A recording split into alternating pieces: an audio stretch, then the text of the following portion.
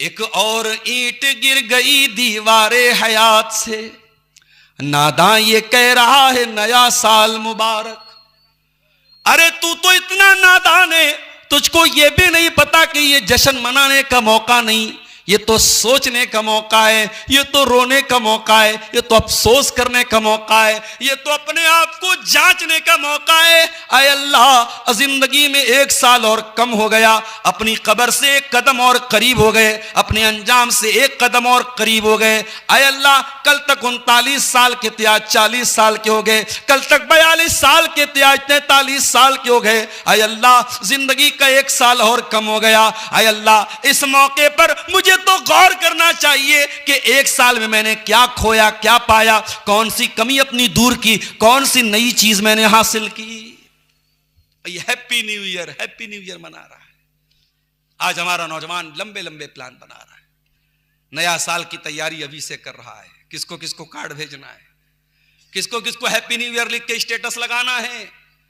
31 दिसंबर की रात पूरी दुनिया में जितनी शराब उस रात में पी जाती है, शायद साल के 365 दिनों में कभी नहीं पी जाती। जितना जिना उस एक रात में होता है, जितना नाच गाना उस एक रात में देखा जाता है, शायद साल के किसी दिन में उतना नहीं देखा जाता। नए साल का त्योहार, दुनिया भर में ये 2 त्योहार और 2 जश्न मनाए जाते हैं। न क्रिसमस हमारा त्योहार है, न नया साल हमारा त्योहार है, मगर कहते हैं कि बेगाने की शादी में अब्दुल्ला दीवाना। यह त्योहार हमारा नहीं है, लेकिन हम इसको मनाएंगे। हमारा नौजवान ठान के बैठा हुआ है। कल नेपाल में मैंने देखा, एक शॉपिंग मॉल में शाम को गया मैं, वहां देखा मैंने कि औरतों की भीड़ लगी है, बहुत भीड़ है। मैंने पूछा क्या बात है, बोले क्रिसमस का दिन है आज। उसमें मुसलमान औरतें भी पहुंची हुई हैं, कुछ बुर्का पहन के पहुंची है, कुछ बगैर बुर्के के पहुंची है। कितने हमारे नौजवान हैं सोशल मीडिया पर क्रिसमस की मुबारकबादें दे रहे हैं। यह सारा मंजर देख करके मेरे प्यारे साथियों हमें अफसोस होता है कि हमारा नौजवान अपने आप को सेकुलर दिखाने के चक्कर में और यह बताने के चक्कर में कि हम बहुत रोशन ख्याल हैं, हम बहुत ओपन माइंडेड हैं, हम कंजर्वेटिव माइंड के नहीं हैं, हम महदूद सोच के नहीं हैं, हम कट्टरपंथी नहीं हैं, हम कठमुल्ला नहीं हैं, यह दिखाने के लिए वो अपने ईमान और अकीदे से भी समझौता कर लेता है। आप क्या समझते हैं क्रिसमस का त्योहार क्यों मनाया जाता है? वो ईसा इब्ने मरियम की पैदाइश का जश्न नहीं मनाते हैं। पूछो जाकर के ईसाइयों से कि आज का दिन तुम क्यों मनाते हो जश्न? वो कहते हैं कि आज गॉड ने अपने सन को भेजा था दुनिया में। उनका अकीदा है, उनका बिलीफ है, उनकी आस्था है कि आज के दिन हजरत ईसा जो पैदा हुए वो नऊजुबिल्लाह अल्लाह के बेटे बनकर के दुनिया में आए। अल्लाह का भी कोई बेटा हो सकता है? हमारे तो बच्चे बच्चे को सूरह इखलास याद है, और नबी ने सिस्टम ऐसा बना दिया कि फजर की नमाज पढ़ने जाओगे, सुन्नत में कौन सी सूरतें पढ़नी है? कुल हुवल्लाहु, कुल या अय्युहल काफिरून, कुल हुवल्लाहु अहद। उम्रा करने जाओगे, तवाफ करने के बाद 2 रकात पढ़नी है, कौन सी उसमें सूरतें पढ़नी है? कुल हुवल्लाहु अहद, कुल या अय्युहल काफिरून। ये 2 सूरतें ऐसी हैं जो आपको याद होनी चाहिए, आपकी जिंदगी में ये शामिल होनी चाहिए। और कभी गौर करना, कुल हुवल्लाहु अहद हमें यह सिखाता है कि अल्लाह कौन है, और कुल या अय्युहल काफिरून हमें यह सिखाती है कि जब हम अल्लाह को मानने वाले हैं तो जो अल्लाह को नहीं मानता है उसके साथ हमारा सलूक कैसा होना चाहिए। कुल हुवल्लाहु अहद हमें यह सिखा रहा है, कुल हुवल्लाहु अहद, अल्लाह एक है, अल्लाहुस समद, अल्लाह बेनियाज है, उसको किसी की आवश्यकता नहीं है, वो किसी पर डिपेंड नहीं है। सारे के सारे लोग उसके ऊपर डिपेंड हैं। वो न खिलाए तो तुम खा नहीं सकते, वो न पिलाए तुम पी नहीं सकते, वो ऑक्सीजन रोक दे तुम सांस नहीं ले सकते, वो हवाओं को रोक दे तुम जी नहीं सकते, वो पानी को रोक दे, वो पानी को रोक दे तो तुम्हें तुम्हारी प्यास को कोई बुझाने वाला नहीं है। अल्लाहुस समद, अल्लाह बेनियाज है। लम यलिद, उसका कोई बेटा नहीं है, उसकी कोई संतान नहीं है। वलम यूलद, और वो किसी की संतान नहीं है। वलम यकुल्लहु कुफुवन अहद, और अल्लाह के बराबर कोई नहीं है, उसके समकक्ष कोई नहीं है, उसके इक्विवेलेंट कोई नहीं है। गौर करो, कुरान की सबसे छोटी सूरतों में से ये सूरत है। इसका नाम क्या है? सूरह इखलास है। और बच्चे बच्चे को याद है, कभी इसके माना मतलब पर गौर किया? कुल हुवल्लाहु अहद दुनिया के हर कुफ्र का जवाब है, हर शिर्क का जवाब है। जो ये कहते हैं अल्लाह हर जगह है, उनका भी इसमें रद्द है। जो ये कहते हैं हर चीज में अल्लाह है, उनका भी रद्द है। जो कहते हैं हर कंकर में माबूद है, उनका भी रद्द है। जो कहते हैं ईसा अल्लाह के बेटे हैं, उनका भी रद्द है। जो कहते हैं उज़ैर अल्लाह के बेटे हैं, उनका भी रद्द है। दुनिया के हर कुफ्र का रद्द है, हर शिर्क का रद्द है। खालिस तौहीद है सूरह इखलास के अंदर। आप सूरह इखलास के मानने वाले हैं और आप क्रिसमस की मुबारकबाद दे रहे हैं। अल्लाह का कोई बेटा मान रहा है और उससे आप कह रहे हैं मैरी क्रिसमस, हैप्पी क्रिसमस। वक़ालु इत्तख़ज़र रहमानु वलदा, ये लोग कहते हैं कि रहमान ने बेटा बना लिया। तकादुस समावातु यतफ़त्तरन मिन्हु व तनशक्कुल अर्दु व तख़िर्रुल जिबालु हद्दा अन दअउ लिर्रहमानि वलदा। अरे करीब है कि आसमान गिर जाए, जमीन में सुराख हो जाए और पहाड़ टूट जाए इस बात पर कि तुम रहमान का बेटा बनाते हो, अल्लाह का बेटा बनाते हो। इतना खतरनाक जुमला है। अल्लाह का कोई बेटा हो सकता है? लम यलिद वलम यूलद, अल्लाह का कोई बेटा नहीं, अल्लाह किसी का बेटा नहीं। और अगर कोई अल्लाह को अपना अल्लाह का बेटा किसी को मानता है तो उसके साथ हमारा सलूक क्या होना चाहिए? कुल या अय्युहल काफिरून ला आबुदु मा ताबुदून वला अंतुम आबिदून मा आबुद वला अना आबिदुम मा अबदतुम वला अंतुम आबिदून मा आबुद लकुम दीनुकुम वलिय दीन। ऐ ईसाइयों, ऐ ईसा को अल्लाह का बेटा मानने वालों, ऐ पत्थर के आगे झुकने वालों, ऐ पेड़ के आगे झुकने वालों, ऐ नदी को माता कहने वालों, ऐ धरती को माता कहने वालों, ऐ गाय को माता कहने वालों, ऐ अल्लाह का इनकार करने वालों, कुफ्र के जितने अकीदे हैं उन सारे अकीदों को खिताब करके कहा गया कुल या अय्युहल काफिरून, ओ डिसबिलीवर्स, हे वो लोगों जो ईश्वर को नहीं मानते, जो अल्लाह को एक नहीं मानते, जो एकेश्वरवाद को नहीं मानते। हमारे बहुत सारे हिंदू भाई समझते काफिर गाली है। काफिर कोई गाली नहीं है। काफिर मोमिन का अपोजिट है। मोमिन का मतलब बिलीवर, काफिर का मतलब डिसबिलीवर। मोमिन का मतलब मानने वाला, काफिर का मतलब ना मानने वाला। अगर आप अल्लाह को नहीं मानते तो आप काफिर हैं। आप ला इलाहा इल्लल्लाह को नहीं मानते तो ये कोई गाली थोड़ी है। कुरान कह रहा है कुल या अय्युहल काफिरून, ऐ नबी कह दीजिए ऐ काफिरो, ओ डिसबिलीवर्स, हे ईश्वर को अल्लाह को ना मानने वालों, ला आबुदु मा ताबुदून, जिसकी तुम उपासना करते हो, जिसकी तुम वर्शिप करते हो, जिसकी तुम इबादत करते हो, आई कांट वर्शिप इट, मैं उसकी इबादत नहीं कर सकता।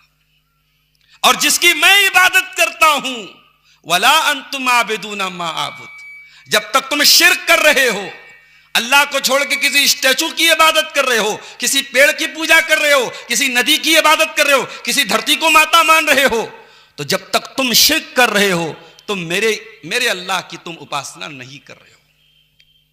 जिसकी मैं इबादत करता हूं तुम नहीं करते हो, जिसकी तुम करते हो मैं नहीं कर सकता। लकुम दीनुकुम वलिय दीन, तुम अपने दीन पर चलो, हम अपने दीन पर चलेंगे, तुमसे कोई झगड़ा नहीं है। लेकिन हां, अकीदे के मामले में हम कॉम्प्रोमाइज नहीं कर सकते।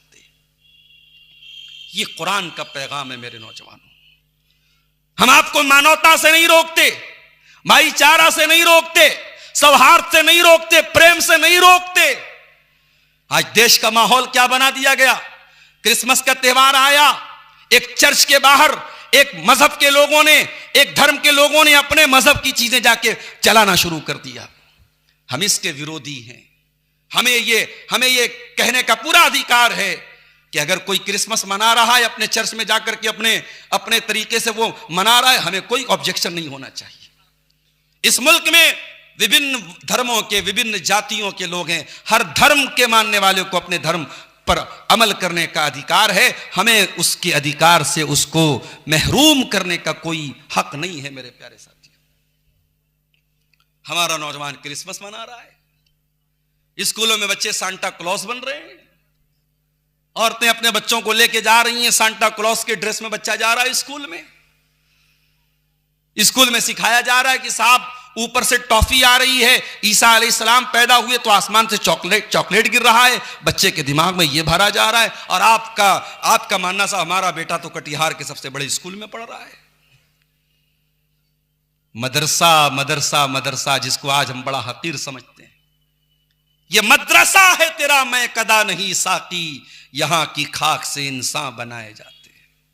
यही वो मदरसे हैं जिनके बारे में अल्लामा इकबाल ने कहा था कि इन मदरसों को इनके हाल पे बाकी रहने दो, अगर ये खत्म हो गए तो अल्लाह की तौहीद की आवाज बंद हो जाएगी। स्पेन में मैं हाल देख के आया हूं, अंदलुस में मैं हाल देख के आया हूं।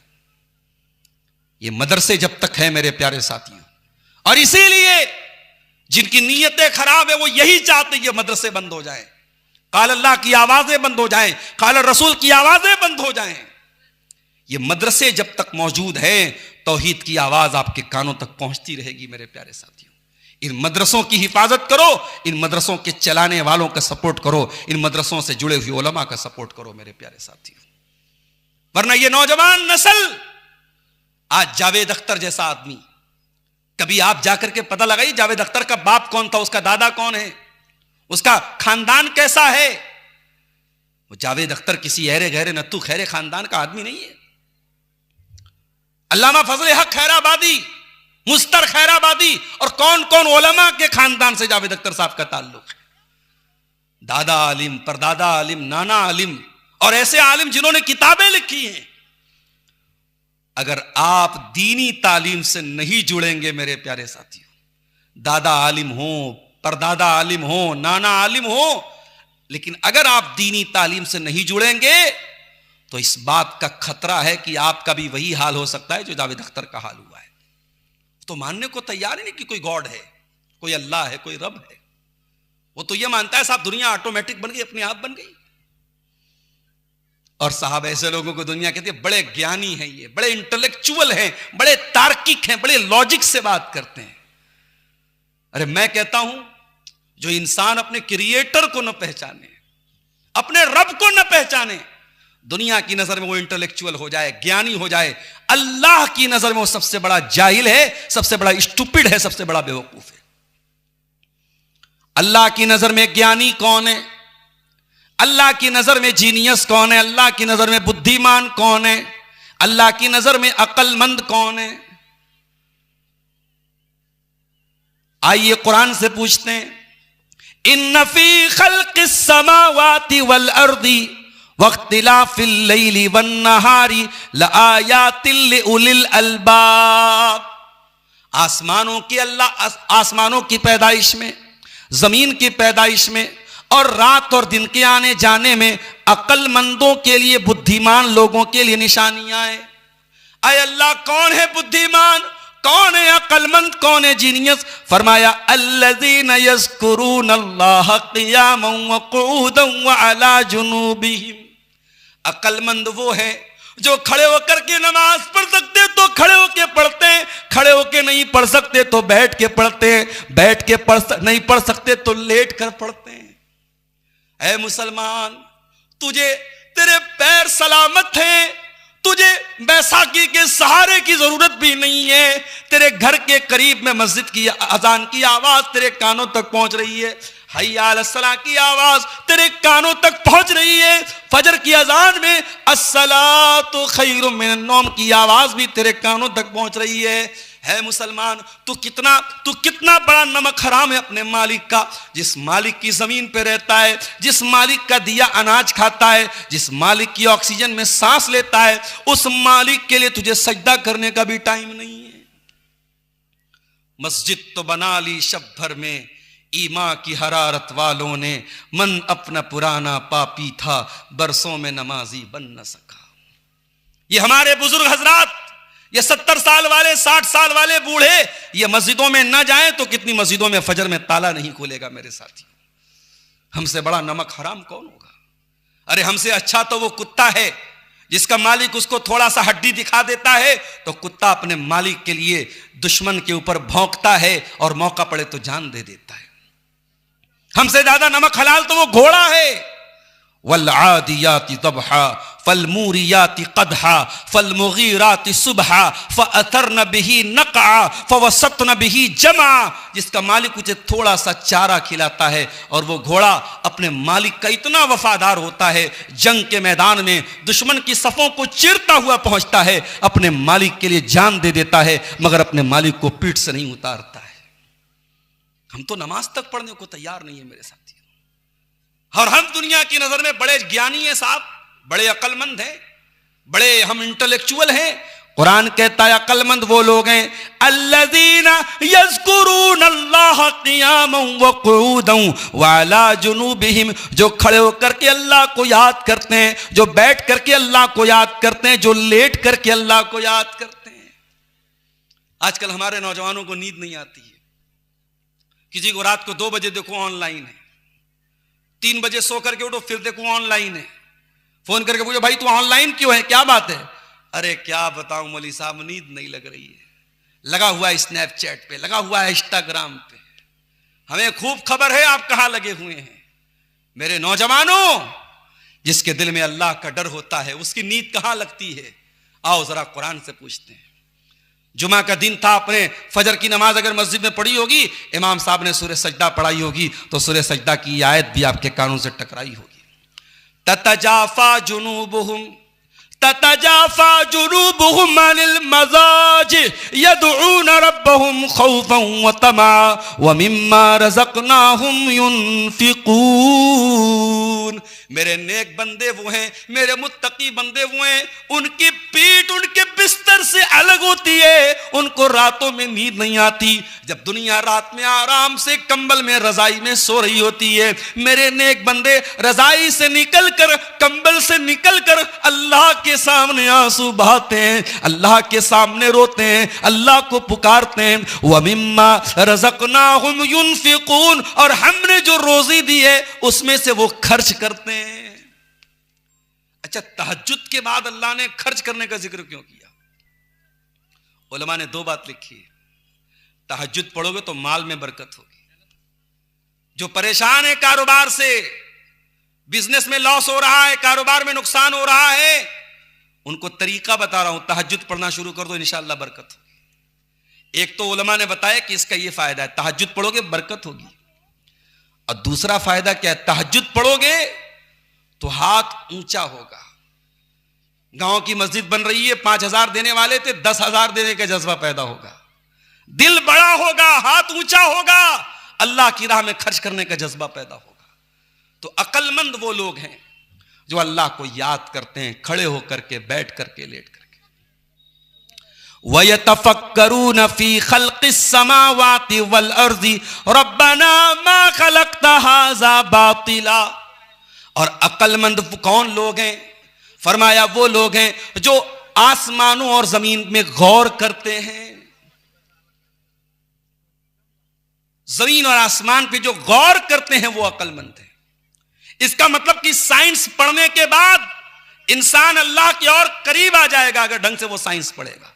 जो जमीन और आसमान पर गौर करेगा, जिसको पता चलेगा इतने बड़े यूनिवर्स में एक छोटा सा गोला है जिसको जमीन कहते हैं, उस जमीन में बहुत सारे ममालिक और कंट्रीज हैं। उन कंट्रीज में से कंट्री भारत है, और भारत का एक छोटा सा सूबा बिहार है, और बिहार के एक छोटे से गांव में मैं रहता हूं। इंसान को अपनी औकात पता लग जाएगी, इंसान को पता लग जाएगा जिसने यूनिवर्स बनाया वो कैसा होगा। हम तो इस यूनिवर्स के एक छोटे से गोले के, एक छोटे से मुल्क के छोटे से गांव में रहने वाले हैं। तो जो जमीन और आसमान पर गौर करेगा वो कहां पहुंचेगा? वो जावेद अख्तर नहीं बनेगा, वो मुल्हिद नहीं बनेगा, वो एथिस्ट नहीं बनेगा, वो क्या बनेगा? रब्बना मा खलक़्ता हाज़ा बातिला। आय अल्लाह हम दुनिया में कोई छोटा सा काम भी करते हैं तो बेकार नहीं करते। ये माइक यहां लगाए तो जरूर इसका कोई काम है, ये टेबल यहां लगाए तो जरूर इसका कोई काम है, ये यूट्यूबर्स ने कैमरे लगाए तो जरूर इनका कोई काम है। आय अल्लाह जब इंसान बेमकसद कोई काम नहीं करता, तू तो क्रिएटर है, तू तो सारी कायनात का निर्माण करने वाला है। रब्बना मा खलक़्ता हाज़ा बातिला, आय अल्लाह तूने दुनिया को बेमकसद नहीं बनाया, तूने बेकार नहीं बनाया। सुब्हानक फ़क़िना अज़ाबन नार, परवरदिगार हमको जहन्नम की आग से बचा ले। तो जो अल्लाह की नजर में अक्लमंद कौन है? जो अपनी जिंदगी के मकसद को पहचानता है, जिसको अपने जीवन का उद्देश्य न पता हो, जिसकी जिंदगी का सिर्फ 3 मकसद हो, खाना, पीना और इंजॉय करना। अगर to eat, to drink, to enjoy, अगर ये आपकी जिंदगी का मकसद है तो माफ कीजिए, फिर आपके बीच में और एक काफिर और मुशरिक के बीच में क्या फर्क है? अल्लाह कहता है रुबमा यवद्दुल्लज़ीना कफरू लौ कानू मुस्लिमीन, 14वें पारे की पहली आयत। रुबमा यवद्दुल्लज़ीना कफरू लौ कानू मुस्लिमीन, एक दिन ऐसा आएगा ये काफिर लोग कहेंगे काश हम भी दुनिया में मुसलमान होते। ज़रुहुम याकुलू व यतमत्तउ व युल्हिहिमुल अमलु फसौफ यअलमून, ऐ नबी इनको इनके हाल पे छोड़ दो, इनका तो 3 ही काम है, ये खाएंगे, ये पिएंगे और ये लंबे लंबे प्लान बनाएंगे। आज हमारा नौजवान लंबे लंबे प्लान बना रहा है, नया साल की तैयारी अभी से कर रहा है, किसको किसको कार्ड भेजना है, किसको किसको हैप्पी न्यू ईयर लिख के स्टेटस लगाना है। 31 दिसंबर की रात पूरी दुनिया में जितनी शराब उस रात में पी जाती है, शायद साल के 365 दिनों में कभी नहीं पी जाती। जितना ज़िना उस एक रात में होता है, जितना नाच गाना उस एक रात में देखा जाता है, शायद साल के किसी दिन में उतना नहीं देखा जाता है। एक और ईंट गिर गई दीवारे हयात से, नादां ये कह रहा है नया साल मुबारक।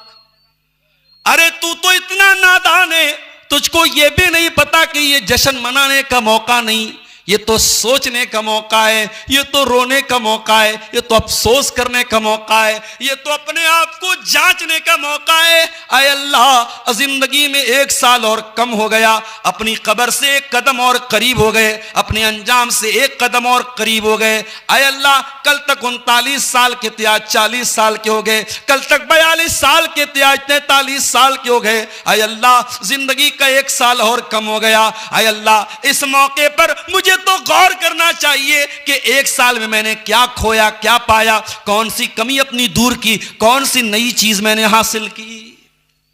हैप्पी न्यू ईयर मना रहा है। एक नज्म बड़ी अच्छी थी नए साल पर, मूड बना है तो सुनाई देता हूं।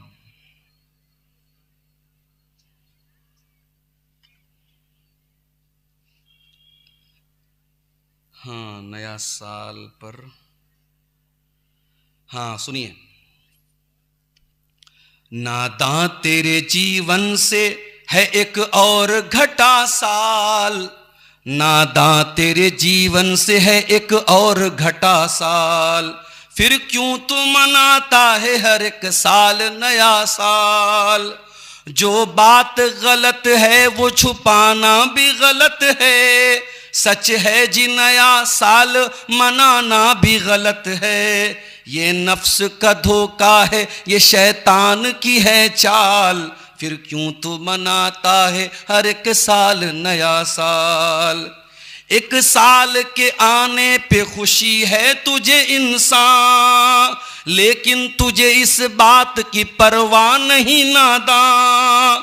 आएगा नहीं लौट के, आएगा नहीं लौट के वो गुजरा हुआ साल, फिर क्यों तू मनाता है हर एक साल नया साल, फिर क्यों तू मनाता है हर एक साल नया साल।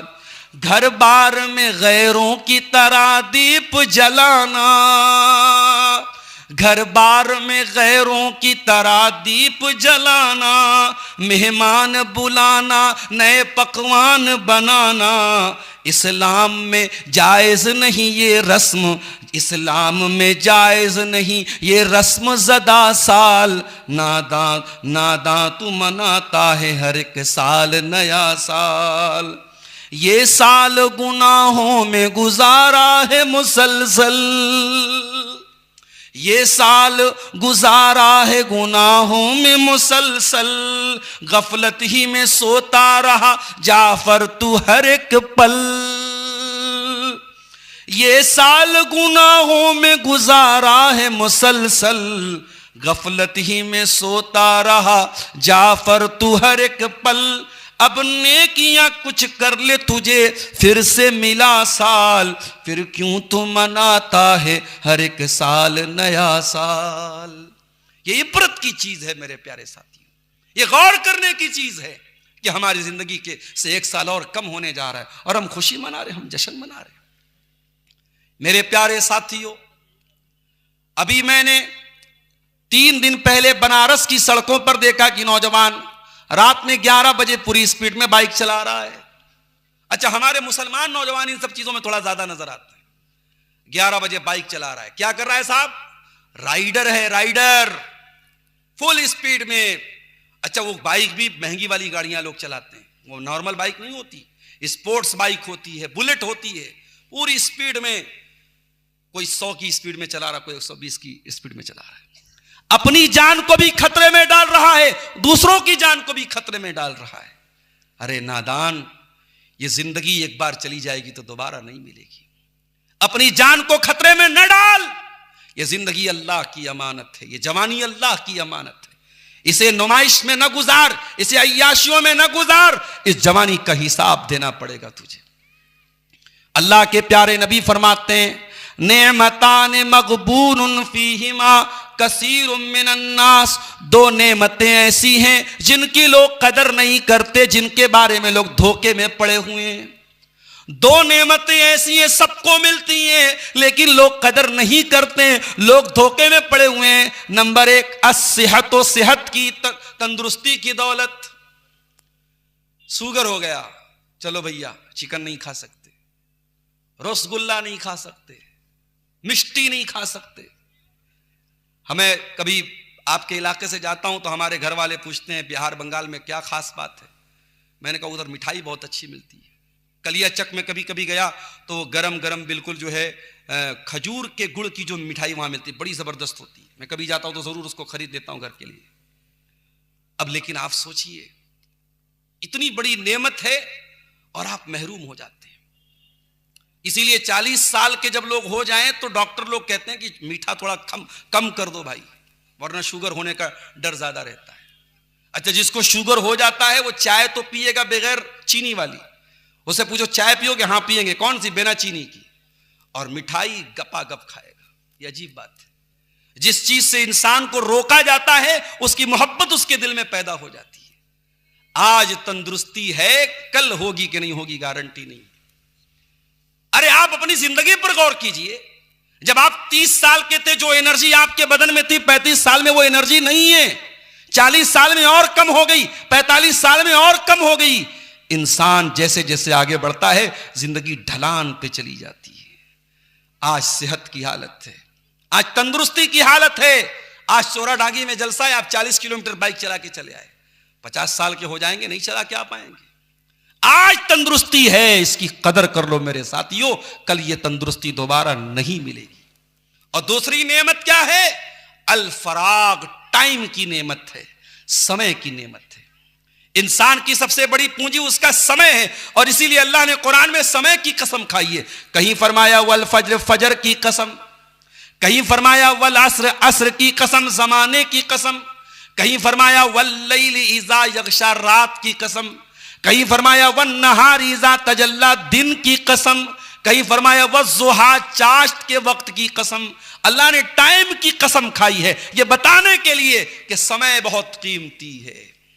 और एक आदमी मार्केट में बर्फ बेच रहा था और सुबह को बर्फ लेके निकला, दोपहर हो गई, कस्टमर नहीं आ रहा है और बर्फ बराबर पिघल रही थी। तो बेचारा चिल्लाने लगा और कहने लगा, ओ लोगों, मेरा बर्फ खरीद लो इससे पहले कि मेरा कैपिटल गल जाए, मेरी पूंजी समाप्त हो जाए, मेरी पूंजी खत्म हो जाए, शेष हो जाए। वो लोगों, मेरा बर्फ मुझसे खरीद लो। सलफ कहते हैं उस इंसान को देखकर हमें कुरान की सूरत का मतलब समझ में आया, वल अस्र इन्नल इंसान लफी खुस्र। जमाने की कसम, इंसान बहुत बड़े घाटे में है। इंसान की सबसे बड़ी पूंजी उसका समय है। मेरे प्यारे साथियों, अल्लाह के नबी फरमा रहे हैं कि अक्सर लोग समय का गलत इस्तेमाल करते हैं, वक्त का गलत इस्तेमाल करते हैं। आज क्या आलिम और क्या जाहिल, क्या जवान, क्या बूढ़ा, सबके हाथ में मोबाइल और सोशल मीडिया का ऐसा दौर आ गया। एक फोटो डाला तो इंतजार कर रहा है कितने लाइक मिले, एक वीडियो डाला तो देख रहा है कितने लोगों ने उस पर लाइक का इमोजी डाला है, एक को मैसेज करके देख रहा है रिप्लाई आया कि नहीं आया। अरे जितना तू लोगों के लाइक की परवाह कर रहा है, इतना अगर तू अल्लाह के लाइक की परवाह करता कि अल्लाह तुझको लाइक करता है कि नहीं करता है, तो शायद तू लायक हो जाता। तुझे अल्लाह के लाइक की फिक्र नहीं, लोगों के लाइक की फिक्र है। अरे लोग आज तुझे फेसबुक पर लाइक कर रहे हैं, कल मरेगा लोग कहेंगे मरहूम बड़े अच्छे आदमी थे। बस तेरे गांव वाले तेरी मिट्टी में आएंगे, जिंदगी में कभी तेरी तारीफ नहीं की। जब कब्र पे मिट्टी देने आएंगे, हाथ झाड़ के कहेंगे आदमी भालो छिलो, मानुष भाली छिलो, आदमी अच्छा था। लोग आपकी तारीफ करने के लिए आपके मरने का वेट कर रहे हैं। ऐसे लोगों के लिए आप अपनी जिंदगी को बर्बाद कर रहे हैं। इसीलिए अल्लाह के रसूल फरमाते हैं, मनिल तमसा रिज़ल्लाहि बि सखतिन नास, जो अल्लाह को राजी करेगा, चाहे लोग भाड़ में जाएं, लोग नाराज हो जाएं, अल्लाह को राजी करेगा, कफाहुल्लाहु मऊनतन नास, तो अल्लाह उसके लिए काफी हो जाएगा। और जो अल्लाह को नाराज करके लोगों को राजी करने की कोशिश करेगा, वकलहुल्लाहु इलन नास, तो अल्लाह ताला लोगों के हवाले उसको कर देगा। आप जानते हैं हमारे भारत में अगर आप किसी बच्चे को गोद ले लेते हैं तो भारत का कानून क्या कहता है कि वह आपकी संतान माना जाएगा, आपका बेटा माना जाएगा। लेकिन इस्लाम में आप अगर किसी बच्चे को पाल लेते हैं या अपना बेटा बोल लेते हैं, मुंह बोला बेटा मान लेते हैं, तो आपके मान लेने से वो आपका बेटा नहीं हो जाएगा। ये इस्लाम का कानून है। अब बहुत गौर से सुनिएगा, अल्लाह के नबी ने हजरत ज़ैद को पाला, उनको मुंह बोला बेटा बना लिया। बेटे की तरह हजरत ज़ैद अल्लाह के रसूल के घर में रहते थे। इतनी ज्यादा मोहब्बत अल्लाह के रसूल सल्लल्लाहु अलैहि वसल्लम हजरत ज़ैद से करते थे कि हजरत ज़ैद के बाप का लोग नाम नहीं लेते थे, बल्कि ज़ैद इब्ने मोहम्मद कहते थे उनको। ज़ैद की शादी होती है किससे? हजरत ज़ैनब बिन्त जहश से, जो अल्लाह के रसूल की फूफी की बेटी थी। ज़ैद भी बहुत अच्छे खानदान के थे, लेकिन किसी जमाने में डाकुओं ने पकड़ करके गुलाम बना के बेच दिया था, तो मक्के में लोग इनको गुलाम समझते थे। जब अल्लाह के नबी ने ज़ैद की शादी अपनी फूफी की बेटी से करा दी, तो यह रिश्ता ज्यादा दिन तक नहीं चल पाया। इसीलिए उलमा कहते हैं कि रिश्ता करो तो ऐसी जगह रिश्ता करो जहां आपका मिजाज तालमेल खा जाए। आप बहुत पैसे वाले हैं और आप बहुत गरीब फैमिली में शादी करेंगे, तालमेल थोड़ा मुश्किल हो जाएगा। आप गांव के हैं, शहर की लड़की लेके आ जाएंगे, तालमेल थोड़ा मुश्किल हो जाएगा। अपने माहौल में, अपने एटमॉस्फेयर में, अपने कल्चर में शादी करना बेहतर है अगर दीनदारी है तो, ताकि तालमेल खा जाए। क्योंकि रिश्ता जब होता है तो तालमेल का होना बहुत जरूरी है। ज़ैद भी बहुत नेक इंसान है, ज़ैनब भी बहुत नेक औरत है, मगर तालमेल नहीं हो पा रहा था। अब हजरत ज़ैद के दिल में ख्याल आया कि मैं तलाक दे दूं। हजरत ज़ैद अल्लाह के नबी के पास आते हैं और कहते हैं, अल्लाह के नबी मैं ज़ैनब के साथ नहीं रह सकता, मैं तलाक देना चाहता हूं।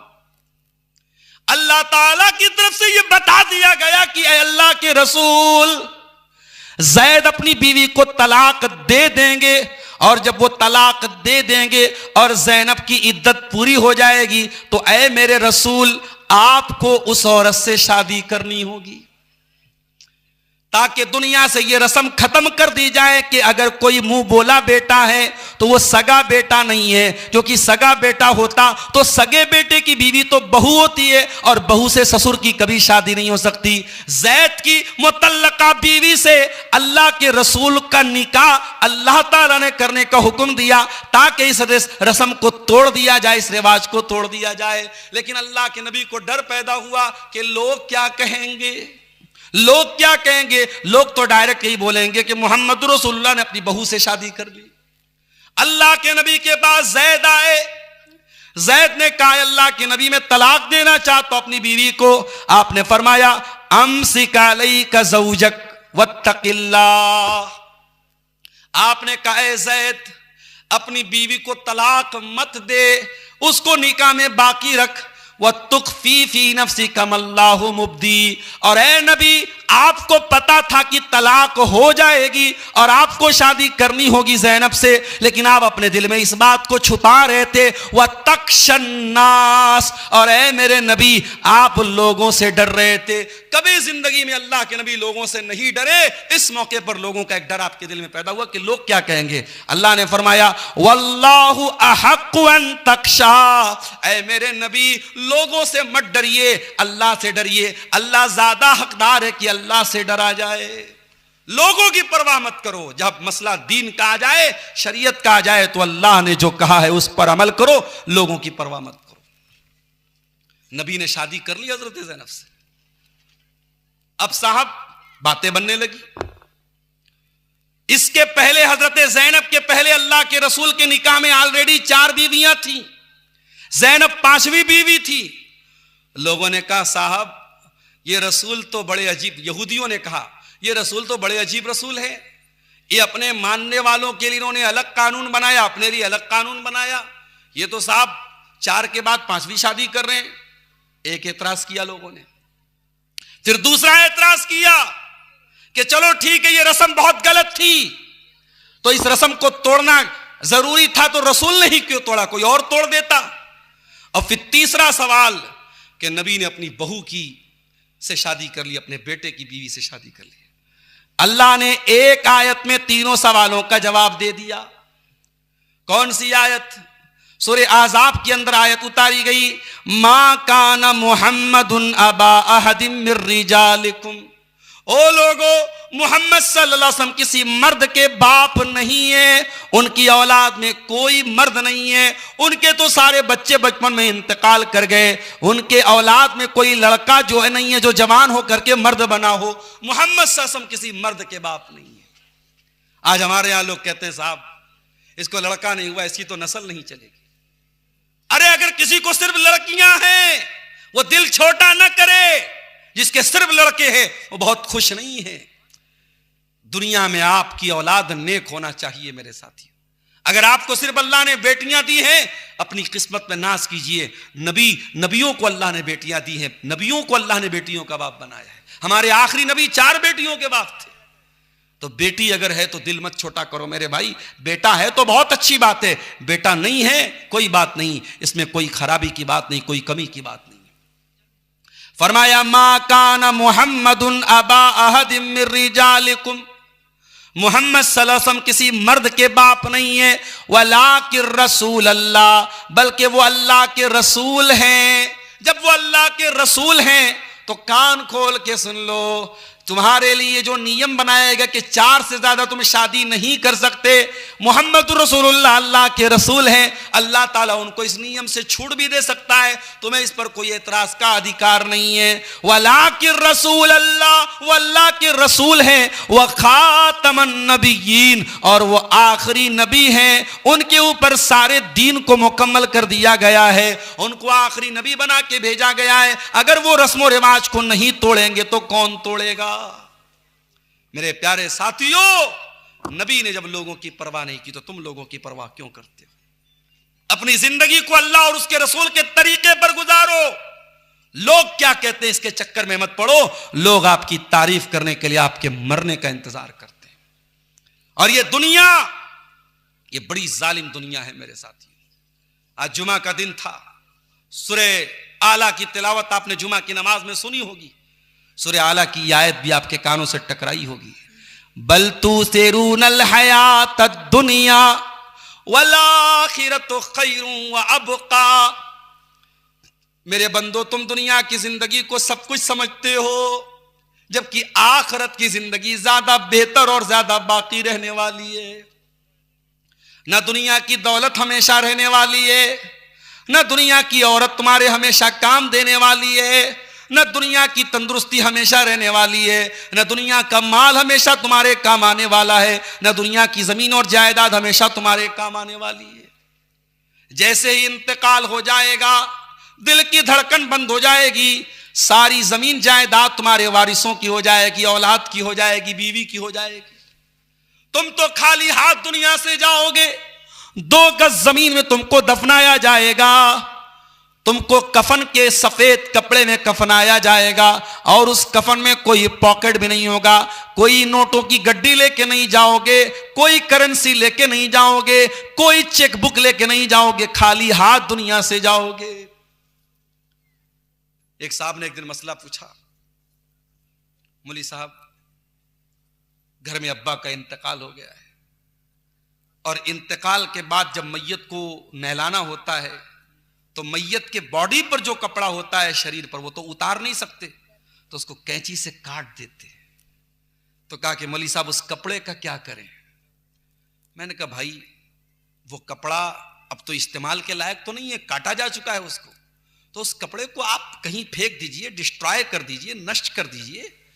उस कपड़े से कोई तबर्रुक हासिल थोड़ी करना है, और वो कपड़ा कोई मनहूस कपड़ा भी नहीं है। आप चाहें तो उसको रख लें अगर कोई काम की चीज, वरना फेंक दीजिए, कोई मसला ही नहीं है उसका। लेकिन आप सोचो मेरे प्यारे साथियों, आज हमारी औरतें बड़े शौक से अपनी सहेलियों को बताती है, अपनी देवरानी जेठानी अपनी देवरानी को बताती है, देख मेरे पास इतनी साड़ी है, इतने सूट हैं, इतना जो है मेरे पास फला कपड़ा है। हाय हाय हाय।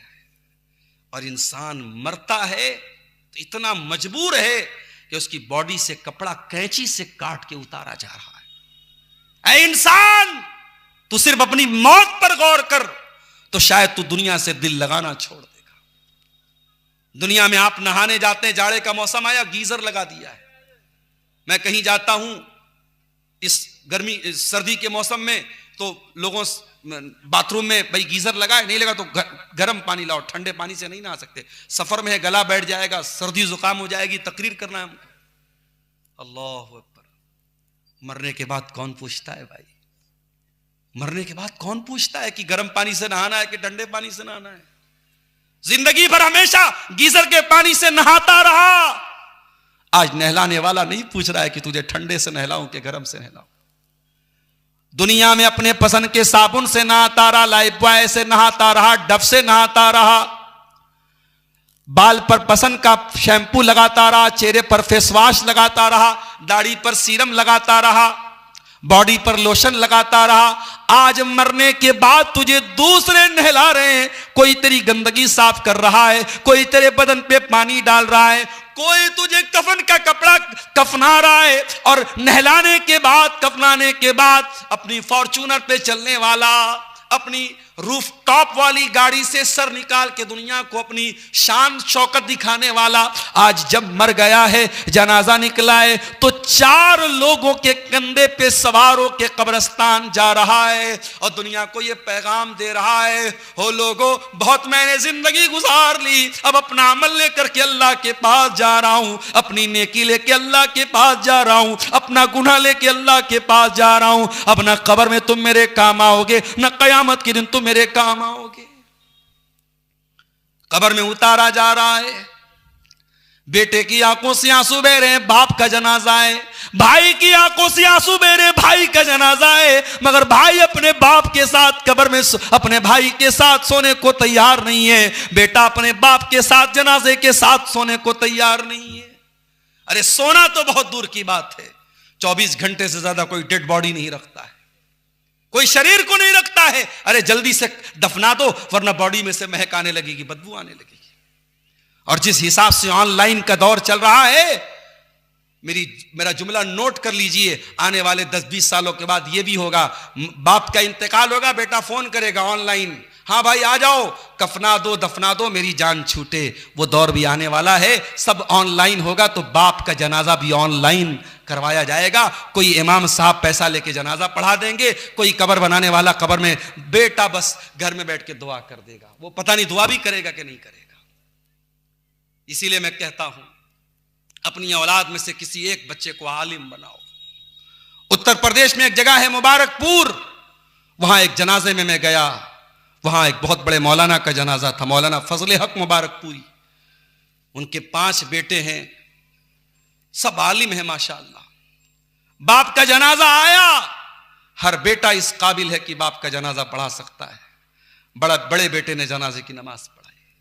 वो मंजर देखकर मेरा दिल बाग बाग हो गया कि अल्लाह, ऐसा भी जनाजा होता है कि हर बेटा इस काबिल हो कि बाप की जनाजे की नमाज पढ़ा सके। मेरे भाइयों, हो सके तो अपने किसी एक बच्चे को तो इस काबिल बनाओ। इंजीनियर तो बहुत से बन जाएंगे, डॉक्टर तो बहुत से बन जाएंगे, लॉयर तो बहुत से बन जाएंगे। एक बेटा तो ऐसा बनाओ कि जब तुम्हारा इंतकाल हो तो बेटा खड़ा होकर के आपकी जनाजे की नमाज तो पढ़ सके। जब दुआ के लिए हाथ उठाए तो कम से कम ये कह सके, रब्बिरहमहुमा कमा रब्बयानी सगीरा, परवरदिगार मेरे माँ बाप पर रहम फरमा, इन्होंने बड़ी मोहब्बतों से मुझको पाला था। मेरे प्यारे साथियों, मरने वाला कब्र में चला गया, मट्टी देने वाले घर जा चले गए। 2 फरिश्ते आते उसके पास, एक का नाम मुनकर और एक का नाम नकीर है। वो दोनों फरिश्ते मैयत को के अंदर दोबारा रूह डालते हैं और मैयत को बिठाते हैं और 3 सवाल करते हैं। मन रब्बू का, तेरा रब कौन है? मन नबियों का, तेरे नबी कौन है? मां दीनों का, तेरा दीन क्या है? ये 3 सवाल कब्र में हर मुर्दे से पूछा जाएगा। अब अगर बंदा मोमिन होगा और पक्का तौहीद वाला होगा, सही अमल करने वाला होगा, वो कहेगा मेरा रब अल्लाह है, मेरा दीन इस्लाम है और मेरे नबी मोहम्मद सल्लल्लाहु अलैहि वसल्लम है। फरिश्ता पूछेगा तुझे इन 3 सवालों का जवाब कैसे पता चला? बंदा कहेगा क़राअतु किताब अल्लाह फ़आमनतु बिही वसद्दक़तु बिही, मैंने अल्लाह की किताब को पढ़ा था, मैंने कुरान को पढ़ा था। I have knowledge of the Quran, मेरे पास कुरान का इल्म था। पता ये चला साइंस कब्र में काम नहीं आएगी, मैथमेटिक्स कब्र में काम नहीं आएगी, ज्योग्राफिया की किताबें कब्र में काम नहीं आएंगी, विज्ञान की किताबें कब्र में काम नहीं आएंगी। कब्र में अगर काम आएगा तो कुरान और हदीस का इल्म काम आएगा, जिसको हम और आप हकीर समझते हैं। ये कुरान और हदीस का इल्म हकीर मत समझो मेरे साथियों, ये कब्र में भी आपके काम आएगा और कयामत के दिन मैदान महशर में भी काम आएगा। और मेरा जुमला नोट कर लो, अपने बच्चों को दीन सिखाओ मेरे साथियों। आने वाला दौर बहुत नाजुक है, कुफ्र और इर्तिदाद की ऐसी लहरें चलेंगी, आपको अपने बच्चों को बचाना मुश्किल हो जाएगा। ये सोशल मीडिया में जो पीले पड़े हैं आपके बच्चे, 20 साल बाद आने वाली जो नस्ल होगी वो सोशल मीडिया की पैदावार होगी। वो रात दिन यूट्यूब देखने वाली, इंस्टाग्राम चलाने वाली वो नस्ल होगी। वो नस्ल अल्लाह को मानेगी कि नहीं मानेगी? वो कयामत को मानेगी कि नहीं मानेगी? हर बात पर क्वेश्चन करने वाली नस्ल क्वेश्चन करेगी, अल्लाह कौन है? हमने तो अल्लाह को नहीं देखा। अगर कोई अल्लाह है तो दिखाई क्यों नहीं देता? फरिश्ते हैं तो दिखाई क्यों नहीं देते? वो नहीं मानेगा कयामत के दिन को, वो नहीं मानेगा अल्लाह को, वो नहीं मानेगा तकदीर को। वो दौर आएगा, और जब वो दौर आएगा तो हमें क्या करना है? नबी ने फरमाया ला यज़ालुन्नासु यतसाअलून, एक जमाना आएगा लोग बहुत ज्यादा सवाल करेंगे, बहुत ज्यादा सवाल करेंगे, अच्छा सवाल करेंगे, खराब सवाल भी करेंगे। यहां तक कि यह भी सवाल किया जाएगा खलक़ल्लाहु कुल्ल शै, हर चीज को अल्लाह ने पैदा किया। फमन खलक़ल्लाह, तो अल्लाह को किसने पैदा किया? Who created Allah? Allah created everything, then who created Allah? अल्लाह ने हर चीज को पैदा किया, तो अल्लाह को किसने पैदा किया? ये क्वेश्चन दिमाग में आएगा। जब ये क्वेश्चन दिमाग में आए तो प्यारे रसूल ने क्या कहा? फलयतअव्वज़ बिल्लाह, अल्लाह से, अल्लाह की पनाह तलब करो शैतान मरदूद से। ये सवाल तुम्हारे दिमाग में डालने वाला शैतान मरदूद है, तुम फौरन औज़ु बिल्लाहि मिनश शैतानिर रजीम पढ़ो और ये ख्याल अपने दिमाग से निकाल दो। वो दौर आने वाला है मेरे साथियों। बचा लो अपनी आने वाली नस्लों को। बच्चों को कारोबार सिखाते हो, बच्चों को खेती सिखाते हो, बच्चों को बिजनेस सिखाते हो, बच्चों को पैसा कमाना सिखाते हो, बच्चों को यह भी सिखाओ अल्लाह कौन है। और जब बच्चे ये जान जाएंगे अल्लाह कौन है, तो इंशाअल्लाह वो गुनाह के करीब नहीं जाएंगे। जिसको ये पता लग जाए अल्लाह कौन है, वो पाप नहीं करेगा, वो गुनाह नहीं करेगा। किसी ने मुझे बताया कि सोहरा डांगी के जलसे में सीसीटीवी कैमरा लगा है। क्यों लगा है भाई सीसीटीवी कैमरा? इसीलिए तो लगा है कि कोई अप्रिय घटना ना हो, कोई गलत अगर वाकया होता है तो कैमरे में रिकॉर्ड हो जाएगा, पकड़ा जाएगा जो जिसने गलत काम किया है। दुनिया में कैमरा लगा है तो घटनाएं नहीं होती हैं, अपराध नहीं होता है। आज देखिए दिल्ली में कोई घटना होती है, कैमरे में रिकॉर्ड हो जाती है। हर जगह सड़कों पर कैमरे लग गए हैं। अगर दुनिया के लगे हुए कैमरे से अपराध कम हो सकता है, तो जिसके दिल में अल्लाह के कैमरे का डर पैदा हो जाए। अल्लाह का कैमरा भी तो लगा है हर जगह।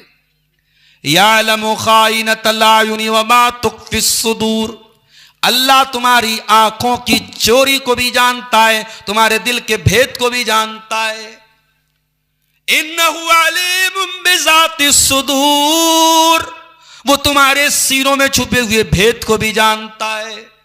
अलम यालम बि अन्नल्लाह यरा, इंसान क्या तू नहीं जानता अल्लाह सब देख रहा है। मा यल्फिज़ु मिन कौलिन इल्ला लदैहि रकीबुन अतीद, तेरे जबान से जो लफ्ज निकलता है एक फरिश्ता सब रिकॉर्ड कर रहा है। व इन्ना अलैकुम लहाफिज़ीन किरामन कातिबीन यालमून मा तफअलून, ओ लोगो हमने तुम्हारी एक्टिविटीज को रिकॉर्ड करने के लिए किरामन कातिबीन को मुकर्रर कर दिया है, जो तुम्हारी एक एक एक्टिविटी को लिख रहे हैं। फरिश्ते सब रिकॉर्ड कर रहे हैं मेरे साथी। अल्लाह का कैमरा, उसका डर जब आपके बच्चे के अंदर पैदा होगा, वो ऑटोमेटिक गुनाहों से बचेगा। इसीलिए हजरत लुकमान अपने बच्चे से कहते हैं, या बुनैया इन्नहा इन तकु मिस्काल हब्बतिन मिन खरदलिन फतकुन फी सखरतिन औ फी समावाति औ फिल अर्दि याति बिहल्लाह, ऐ मेरे बच्चे एक राई के दाने के बराबर भी कोई चीज होगी, आसमानों में कहीं होगी, जमीन में कहीं होगी, किसी चट्टान के अंदर होगी, अल्लाह उसको सामने ले आएगा। अल्लाह से कैसे बच पाओगे मेरे प्यारे साथी? एक सहाबी अल्लाह के नबी के पास आए, ऐ अल्लाह के रसूल मेरे कुछ गुलाम हैं, मैं उनको मारता हूं, पीटता हूं। आपने पूछा क्यों मारते हो? कहा अल्लाह के नबी बड़ी बदतमीजी करते हैं, बड़ी बदतमीजी करते हैं, बड़ी नाफरमानी करते हैं, जब मेरी नाफरमानी करते मैं मार देता हूं। ऐ अल्लाह के नबी अपने गुलामों को मैं मार देता हूं, पीट देता हूं, मुझे अजाब तो नहीं होगा? आपने फरमाया ऐ मेरे सहाबी, जो तेरे गुलाम तेरी नाफरमानी करते हैं, कयामत के दिन उसको भी कैलकुलेट किया जाएगा, उसको भी तौला जाएगा, उसको भी नापा जाएगा, और तू जो सजा देता है उसको भी कैलकुलेट किया जाएगा। अगर उनकी नाफरमानी ज्यादा होगी और तेरी सजा कम होगी तो तुझे फायदा होगा, तुझे उनकी नेकी तुझको मिल जाएगी, तेरे कुछ गुनाह माफ हो जाएंगे। लेकिन अगर तेरे गुलामों ने जो नाफरमानी की है, अगर उनकी नाफरमानी कम थी और तेरी सजा ज्यादा थी, तो ऐ मेरे सहाबी फिर उनके गुनाह तेरे ऊपर लाद दिए जाएंगे, तेरी नेकियां उनको दे दी जाएंगी। सहाबी रोने लगे, ऐ अल्लाह के नबी मैं सजा देता हूं, नाप के तो नहीं देता, तौल के तो नहीं देता। ऐ अल्लाह के रसूल मुझे समझ में नहीं आ रहा है मैं क्या करूं, वो गुलाम है, वो गलती करते, नाफरमानी करते, मैं सजा दे देता हूं, और आप इतनी खतरनाक बात कर रहे हैं, इतना बड़ा रिस्क मैं कैसे ले सकता हूं? साहबी दहाड़े मार मार के रोने लगे और कहने लगे, अय अल्लाह के नबी मैं आपको गवाह बना के कहता हूं, मैं उनको आजाद कर रहा हूं, मैं इतना बड़ा रिस्क नहीं ले सकता, मैं इतना बड़ा खतरा नहीं ले सकता। अय अल्लाह के नबी मेरे पास कोई चारा नहीं, मैं उनको आजाद करता हूं। आपने फरमाया, ऐ मेरे सहाबी क्या तूने कुरान की ये आयत नहीं पढ़ी, वनज़उल मवाज़ीनल क़िस्त लियौमिल क़ियामा, हम क़यामत के दिन इंसाफ का तराजू रखेंगे। फला तुज़लमु नफ्सुन शैया, और क़यामत के दिन किसी के साथ कोई जुल्म नहीं होगा। व इन काना मिस्काला हब्बतिन मिन खरदलिन अतैना बिहा, एक राई के दाने के बराबर भी कोई चीज होगी तो सामने आ जाएगी। मेरे नौजवानों, वो चीज आपके अंदर तभी पैदा होगी जब आप अल्लाह को जानेंगे। और इसीलिए कुरान कहता है इन्नमा यख्शल्लाह मिन इबादिहिल उलमा, अल्लाह से हकीकत में वो डरते हैं जो उलमा होते हैं। उलमा का मतलब सिर्फ वही लोग नहीं जिनके पास मदरसों की डिग्री हो, आप भी उलमा में शुमार हो सकते हैं। दुनिया आपको आलिम ना माने, लेकिन अगर आप अल्लाह को जानेंगे, अल्लाह की सिफात के बारे में जानेंगे, तो जितना आप अल्लाह को जानेंगे उतना आपके दिल में अल्लाह का डर पैदा होगा। इन्नमा यख्शल्लाह मिन इबादिहिल उलमा, अल्लाह से उसके बंदों में हकीकत में अल्लाह को जानने वाले डरते हैं। सवालात व जवाबात का सिलसिला भी कुछ शायद आएगा। इस गांव में आज जब मैं आया तो आते ही एक सवाल मेरे सामने आया। जिस मस्जिद की तामीर का मामला है, उसी मस्जिद से मुताल्लिक एक सवाल आया, बड़ा अहम सवाल है, इसको गौर से सुनिएगा। मस्जिद की जमीन जिन लोगों ने वक्फ की है, दान की है, उनके आबा व अजदाद में से किसी की कब्र भी है वहां पे, और वो जो कब्र है वो मस्जिद की बाउंड्री के अंदर है। तो अब मुझसे भाइयों ने पूछा कि मौलाना उस कब्र का क्या किया जाए। शरीयत का मसला क्या है, बहुत क्लियर तरीके से सुन लीजिए। शरीयत का मसला यह है कि ना तो कब्र के ऊपर मस्जिद बनाई जा सकती है, ना मस्जिद में कब्र बनाई जा सकती है। और किसी मस्जिद में अगर कब्र हो तो उस मस्जिद में नमाज पढ़ना जायज नहीं है, और तमाम अहले हदीस उलमा का इस बात पर इत्तेफाक है, क्योंकि कुरान और हदीस के दलाइल उसके ऊपर मौजूद है। अब सवाल यह पैदा होता है कि अगर कोई कब्र है, तो अगर वो मस्जिद से सटी हुई कब्र है, तो हम ये देखेंगे कि वो मस्जिद की हुदूद में है कि नहीं है। अगर वो मस्जिद की बाउंड्री के अंदर है तो फिर वो मस्जिद के अंदर मानी जाएगी, और फिर उस कब्र का मस्जिद में रखना यह मुनासिब बात नहीं है। तो अब अगर कोई मस्जिद का निर्माण करना है, बनाना है, और वहां पे कब्र है, तो क्या किया जाए। तो उलमा ने लिखा कि दो तरीका है। अगर वो कब्र अभी ताजी ताजी है तो कब्र में जाहिर है कि अभी लाश बाकी होगी, उस लाश को इज्जत और एहतराम के साथ निकाल के कहीं और ट्रांसफर कर दिया जाए। और दूसरा रास्ता यह, अगर कब्र बहुत पुरानी है, और जब पुरानी कब्र हो जाती है तो जाहिर है कि इंसान का शरीर मिट्टी में गल जाता है, शायद कुछ हड्डियां बची, वरना वो भी नहीं बचती, बहुत जमाना गुजर जाए। तो उलमा ने कहा कि ऐसी सूरत में हम क्या करेंगे कि कब्र की जाहिरी शक्ल को हम खत्म करके जमीन के बराबर उसको फ्लैट कर देंगे। जैसा कि अल्लाह के नबी ने जब मस्जिद नबवी की जब जमीन खरीदी थी तो वहां मुशरिकीन की कुछ कब्रें थी, तो अल्लाह के नबी ने उनकी हड्डियां वगैरह निकाल के उसको प्लेन कर दिया, फ्लैट कर दिया। अब लेकिन यहां मसला यह है कि जाहिर है कि वो मुसलमान की कब्र है, और जिन लोगों ने मस्जिद दान की है उन्हीं की कि आबा अजदाद में से किसी की कब्र है।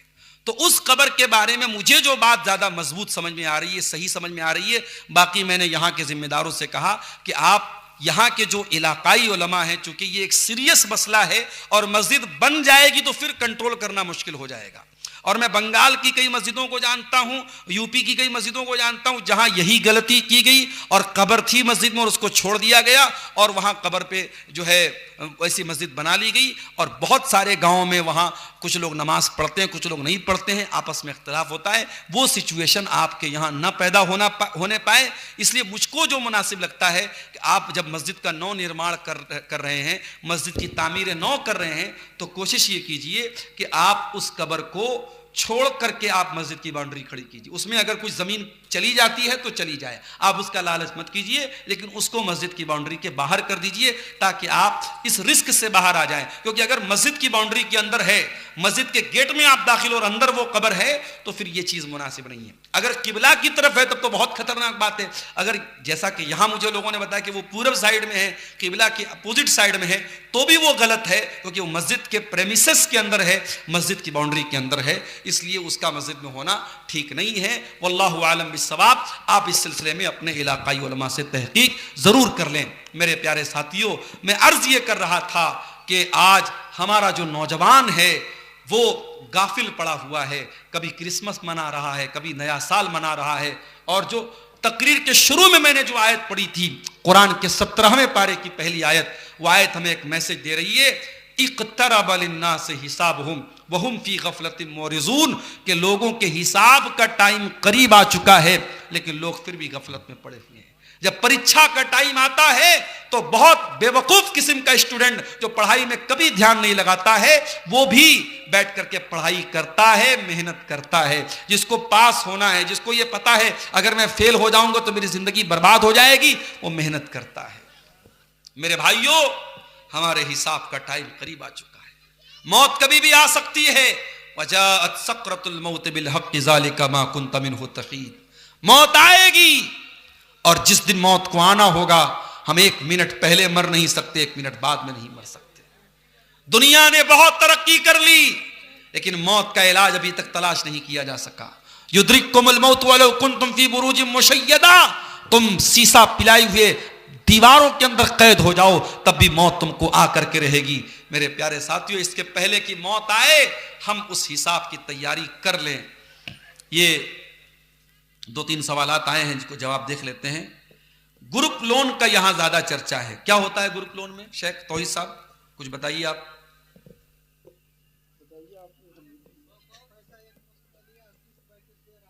एक बात, मोटी मोटी बात आप समझ लीजिए, शरीयत में पैसे के बदले अगर हम पैसा ले रहे हैं तो उसमें कमी और बेशी करके नहीं ले सकते।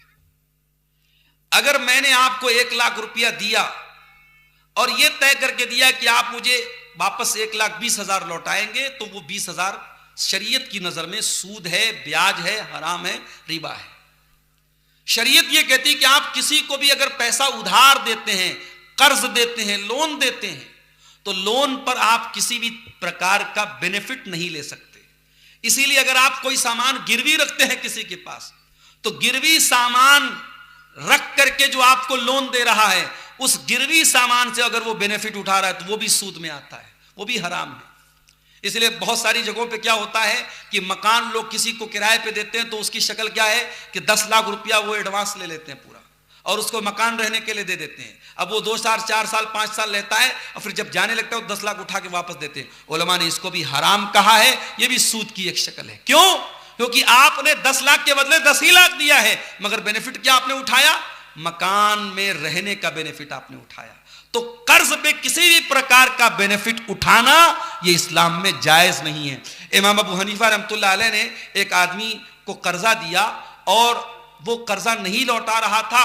इमाम साहब एक दिन उससे मिलने के लिए गए, गर्मी का मौसम था और उस आदमी के घर के दरवाजे के अंदर पेड़ वगैरह लगे हुए थे और ठंडा पानी भी वहां पर था।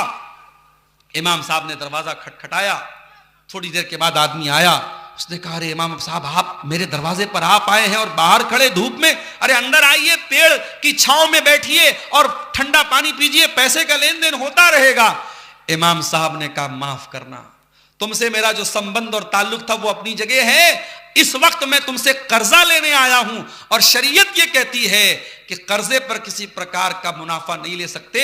मैं तुमसे कर्जा लेने आया हूं। अगर मैं तुम्हारे घर के पेड़ की छांव में बैठता हूं और तुम्हारे घर का ठंडा पानी पीता हूं तो ये भी मुझे डर है कहीं सूद में शामिल ना हो जाए। मेरे प्यारे साथियों, ये इस्लाम का कानून है और आज बड़े धड़ल्ले से, और मुझे अफसोस होता है बिहार और झारखंड में बहुत छोटी छोटी रकम, जबकि लोग चाहें तो आपस में कोई ऐसी कमेटी बना सकते हैं जो बगैर इंटरेस्ट के लोगों को कर्जा दे, कोई गारंटी ले ले, कोई चीज ले ले, बगैर इंटरेस्ट के कर्जा दे। आज 10-10 हजार का अमाउंट मुसलमान अपने मुसलमान भाई को सूद पर दे रहा है, मुसलमान से सूद कमा रहा है। मेरे प्यारे साथियों, ये बात याद रखो, यमहकुल्लाहु रिबा व युर्बिस सदकात, अल्लाह ताला सूद को मिटाता है और सदका को बढ़ाता है। अगर आप सूद का पैसा कमाएंगे वो पैसा कहीं ना कहीं आपके घर की बरकत को खत्म कर देगा। नावाकफियत अशिया की खरीदो फरोख्त का चर्चा भी बहुत ज्यादा है, जैसे मखाना वगैरह। अच्छा, वो क्या मतलब बता रहे हैं, नावाकफियत का क्या मतलब है? हाँ, ये बे गरर इसको बोलते शरीयत। शरीयत क्या कहती है कि आप लेन देन किसी चीज का कर रहे हैं तो क्या खरीद रहे हैं, क्या बेच रहे हैं, ये क्लियर होना चाहिए। इसीलिए पेड़ की पैदावार होने के पहले पेड़ का सौदा कर लेना सही नहीं है। जी जी जी, और मछली भी पानी में हाँ, अंदाजा करके कितनी मछली आएगी नहीं मालूम, ये बे गरर इसको बोलते, धोखा है ये। शरीयत हमारी अल्लाह की बनाई हुई शरीयत है, इसमें ट्रांसपेरेंसी है। हम आपसे कोई सौदा कर रहे हैं, शरीयत ये कहती है कीमत भी क्लियर होनी चाहिए और जो सामान हम खरीद रहे हैं या बेच रहे हैं वो भी क्लियर होना चाहिए। अगर कहीं से भी उसमें कोई चीज क्लियर नहीं है तो फिर वो सौदा शरीयत की नजर में सही नहीं है। अकीका का गोश्त माँ बाप खा सकते हैं या नहीं खा सकते? बिल्कुल खा सकते हैं। अकीका के गोश्त में कोई हर्ज की बात नहीं है, माँ बाप खा सकते हैं, पूरे परिवार को खिला सकते हैं, गरीबों को बांट सकते हैं, उसमें कोई पाबंदी आपके ऊपर नहीं की गई कि आपको यही करना है, आप अपनी मर्जी के मालिक हैं। असल चीज क्या है? अल्लाह के नाम पे एक जानवर ज़बा होना चाहिए जो शरीयत की कंडीशन के मुताबिक हो और वो अकीका की नीयत से ज़बा होना चाहिए, बस। उसमें कोई ऐसा मसला नहीं कि माँ बाप नहीं खा सकते, बिल्कुल खा सकते हैं। वल्लाहु आलम बिस्सवाब।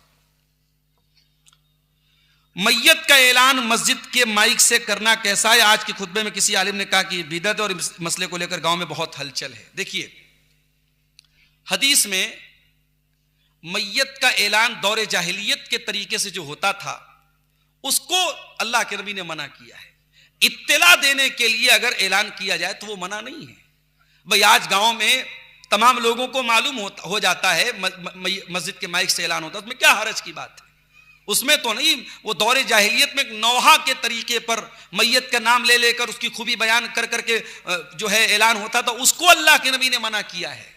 लेकिन आज हमारे यहाँ जो मैयत का ऐलान होता है वो सिर्फ इत्तला देने के लिए, इंफॉर्मेशन, सूचना देने के लिए होता है, उसमें इंशाअल्लाह कोई हरज की बात नहीं है। लेकिन हाँ, एक बात कहूंगा कि अगर मैयत का ऐलान बगैर माइक के हो सकता है या गांव की एक मस्जिद से हो गया, सारे गांव को पता लग गया।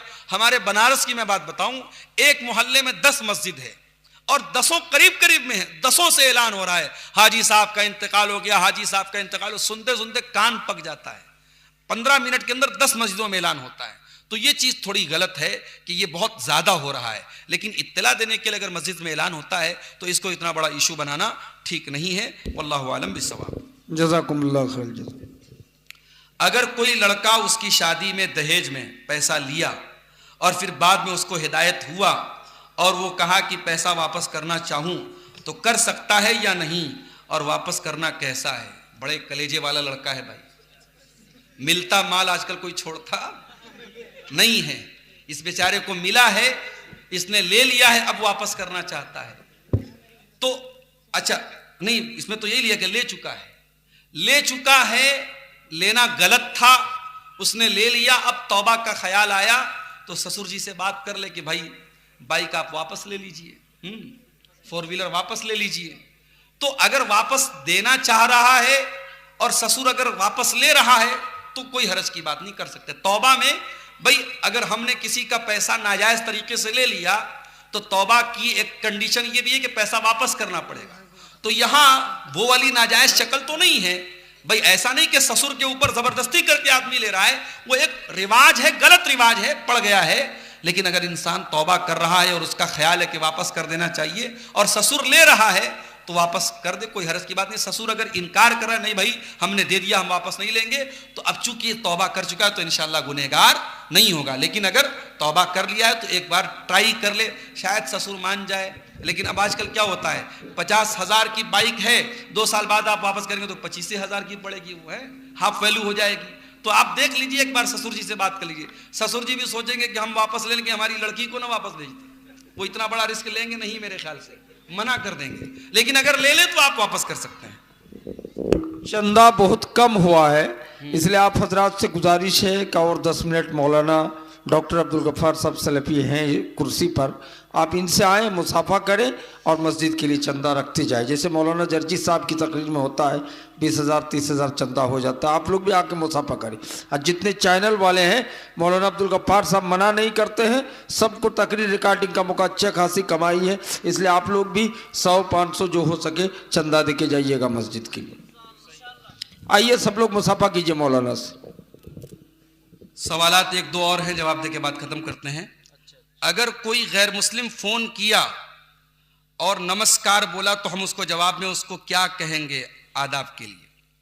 देखिए, ये भारत जैसे मुल्क में जहां मल्टी कल्चर है और मुख्तलिफ मज़ाहिब के बीच में आप रहते हैं, ये बड़ा अहम सवाल है, इसका सामना भी हमको करना पड़ता है। तो नमस्कार का एक लफ्ज़ ऐसा है कि इसके कई माना होते हैं।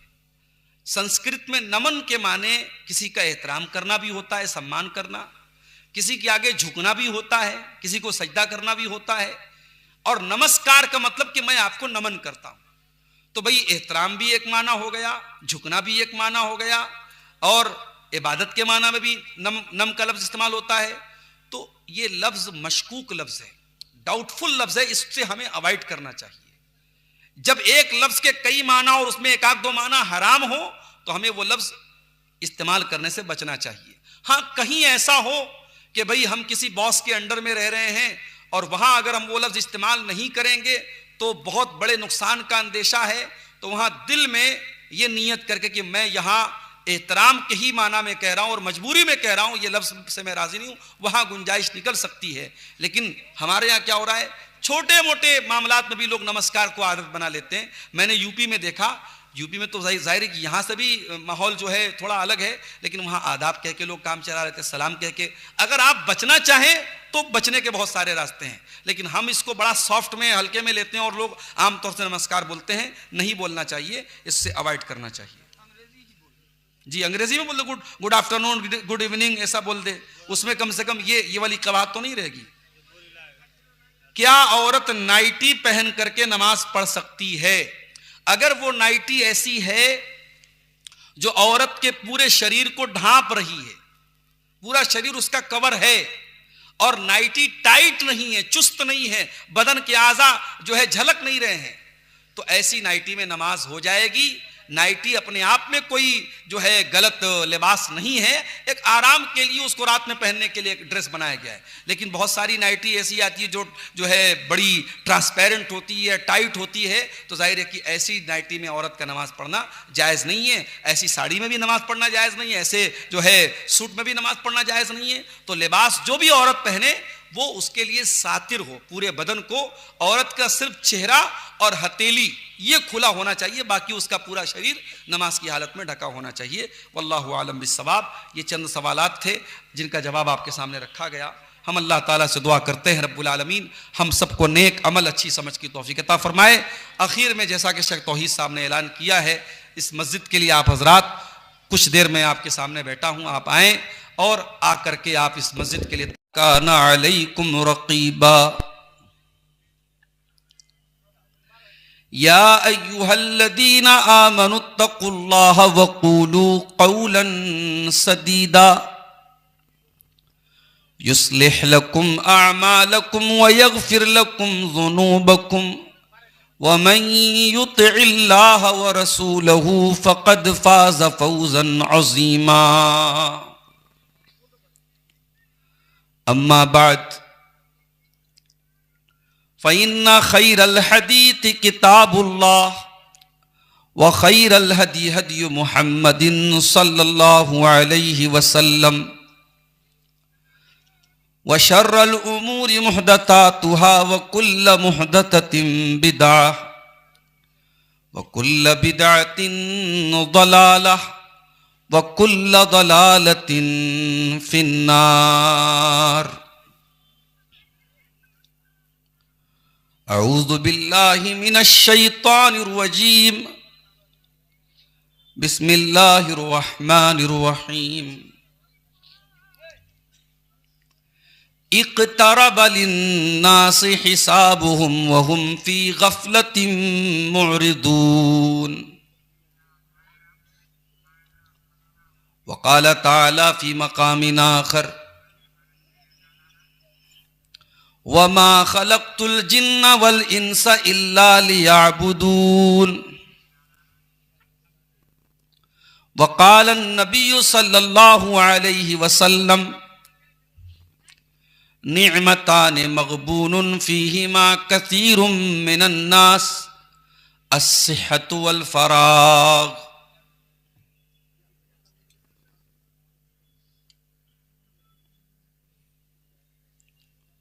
जो चाहे कीजिए कोई सजा तो है ही नहीं, जो चाहे कीजिए कोई सजा तो है ही नहीं, जमाना सोच रहा है खुदा तो है ही नहीं, जमाना सोच रहा है खुदा तो है ही नहीं। दिखा रहे हो नई मंजिलों के ख्वाब हमें, दिखा रहे हो नई मंजिलों के ख्वाब हमें। तुम्हारे पास तो कोई तुम्हारा